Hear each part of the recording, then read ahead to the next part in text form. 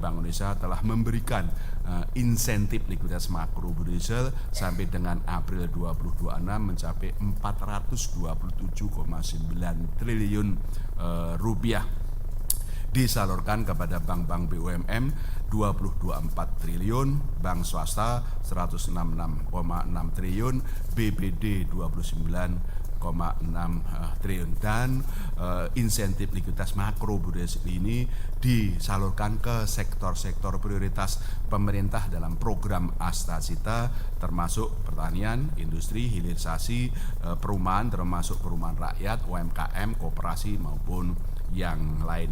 Juga di kebijakan-kebijakan makro budensial yang lain juga tetap longgar untuk mendorong pertumbuhan ekonomi melalui pertumbuhan kredit.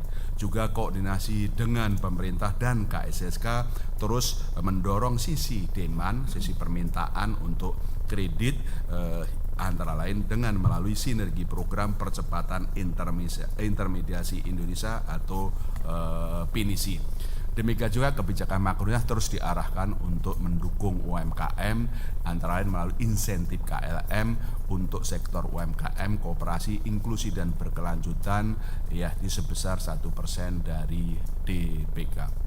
Kebijakan sistem pembayaran juga terus diarahkan untuk mempercepat digitalisasi ekonomi keuangan Indonesia, antara lain melalui satu adalah memperkuat struktur industri supaya memang betul-betul mempercepat digitalisasi dan tetap aman. Yang kedua juga meluncurkan Pusat Inovasi Digital Indonesia (PIDI) pada 30 April 2026, di mana 80 tim telah terseleksi untuk menjadi calon-calon bisnis digital di Indonesia untuk inklusi ekonomi dan keuangan, baik di dalam financial services termasuk keamanan cyber dan manajemen risiko, juga berkaitan dengan penciptaan lapangan kerja dan UMKM, termasuk juga bagian untuk layanan bisnis, layanan umum. Juga kerjasama luar negeri di bidang sistem pembayaran, antara lain juga mencakup peluncuran KRIS antar negara Indonesia-Korea pada 1 April 2026 dan Indonesia-Tiongkok pada 30 April 2026. Digitalisasi juga didorong dengan pemerintah untuk mempercepat elektronifikasi transaksi keuangan pemerintah di daerah melalui program peningkatan kapasitas dan literasi sinergi percepatan dan perluasan digitalisasi daerah atau katalis P2DD yang dilakukan secara triwulanan. Bank Indonesia juga terus meyakinkan bahwa layanan pengedaran uang melalui program Semarak Rupiah Ramadan dan Berkah Industri atau Serambi pada HKBN yang lalu. Itu dari beberapa kami, Pak Menteri, bahwa Bank Indonesia terus berkoordinasi dengan pemerintah, fiskal moneter maupun juga koordinasi dengan KSSK bahwa Indonesia fundamentalnya kuat, optimisme bahwa akan lebih baik, dan kita terus bersinergi erat meyakinkan Indonesia berdaya tahan kuat dan terus optimis untuk ekonomi kita akan terus membaik ke depan. Demikian Pak Menteri, terima kasih. Terima kasih Pak Gubernur. Silakan Ibu Ketua OJK.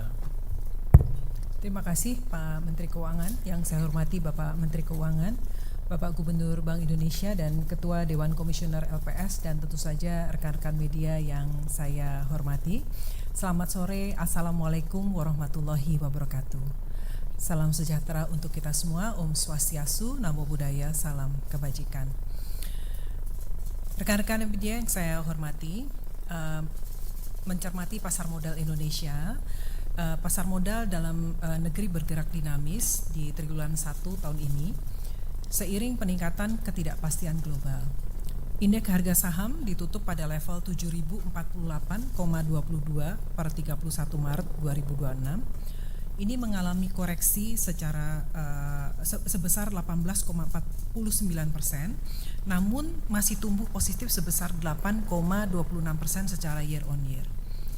Memasuki bulan Mei 2026, IHSG menunjukkan tren penguatan dan per 5 Mei kemarin ditutup pada level 7.057,11 sehingga indeks telah terapresiasi sebesar 1,44% secara month to date.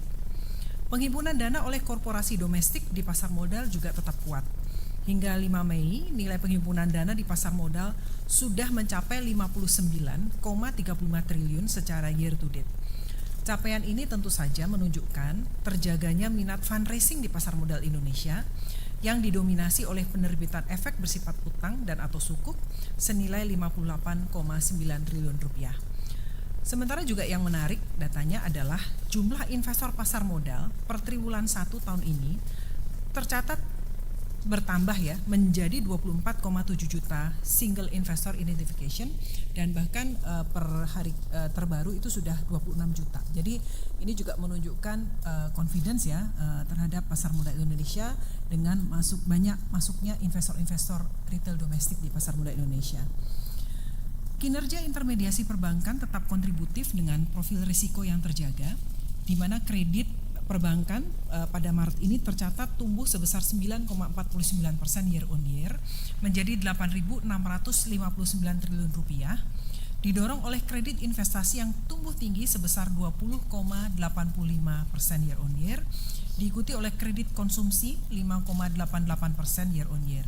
Sedangkan kredit modal kerja tumbuh 4,38% year on year.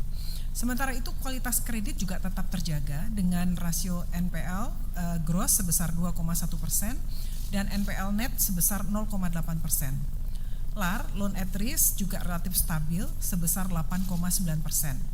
DPK juga tumbuh sebesar 13,55% year on year menjadi 10.230 triliun dengan giro, tabungan dan deposito masing-masing tumbuh sebesar 21,37%, 8,36% dan 11,57% year on year.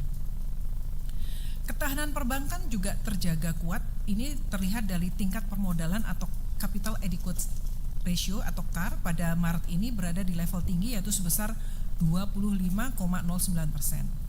Likuiditas perbankan juga tetap memadai dengan rasio loan to deposit ratio sebesar 84,64%.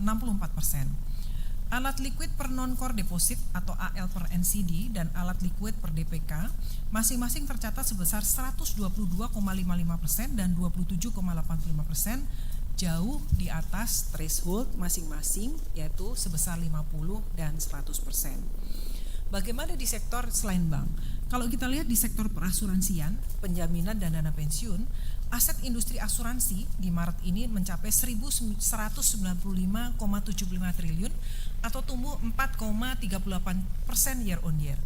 Secara umum kita lihat di industri asuransi komersial masih memadai dengan RBC, risk based capital, di industri asuransi jiwa tercatat sebesar 474,26%, serta asuransi umum dan reasuransi sebesar 316,32%, jauh di atas ambang batas 120%. Di sisi industri dana pensiun, total aset dana pensiun di Maret ini tumbuh 10,49% year on year dengan nilai mencapai 1.684,89 triliun, dengan aset dana pensiun program sukarela sebesar 408,82 triliun atau ini tumbuh 6,9% year on year.